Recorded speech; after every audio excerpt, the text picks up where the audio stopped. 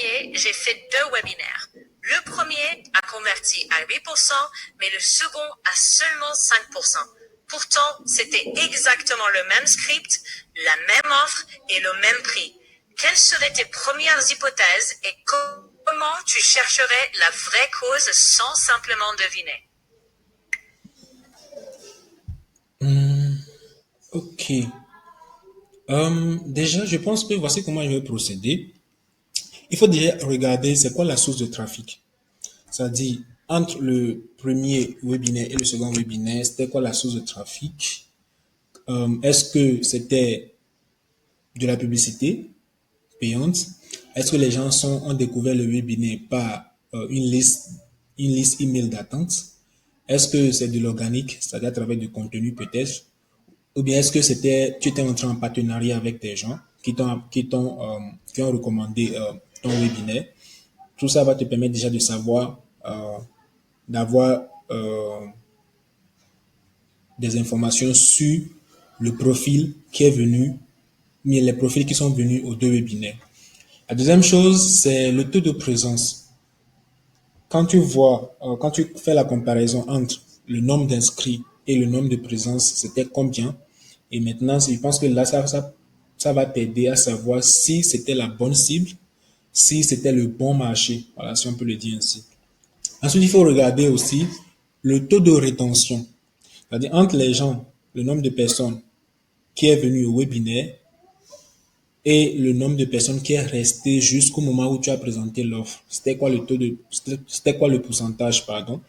Ça va te permettre de savoir si la présentation était cohérente et si vraiment le script était cohérent, on va dire. Après, je pense que là-bas aussi, il faut regarder le taux de conversion. C'est-à-dire sur le nombre de personnes qui est resté pendant que tu présentais l'offre, combien ont acheté.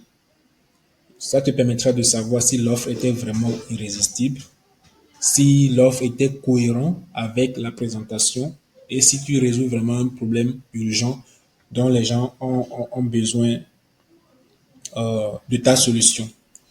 Et après, je pense qu'il faut aussi regarder les objections des non-acheteurs, ceux qui n'ont pas acheté. Si tu as pu discuter avec eux, d'abord, il faut avoir un système pour pouvoir avoir leur feedback et savoir ce qui n'a peut-être pas marché, ce qu'ils n'ont pas aimé.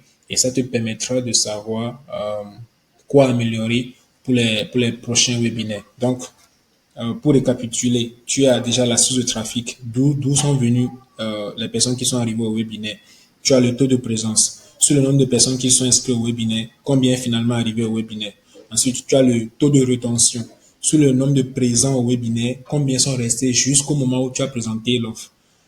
Maintenant, sur le nombre de personnes qui sont restées au moment où tu as présenté l'offre, combien a acheté, c'est-à-dire le taux de conversion. Maintenant, sur les non-acheteurs, quelles ont été leurs objections, pourquoi ils ont pas acheté, ce qui te permettra de savoir quoi améliorer pour les prochains. Donc, ce n'est pas une question de supposition, c'est une question de diagnostic pour vraiment avoir les données sur quoi, mais sur lesquelles faire des études, améliorer, et voilà.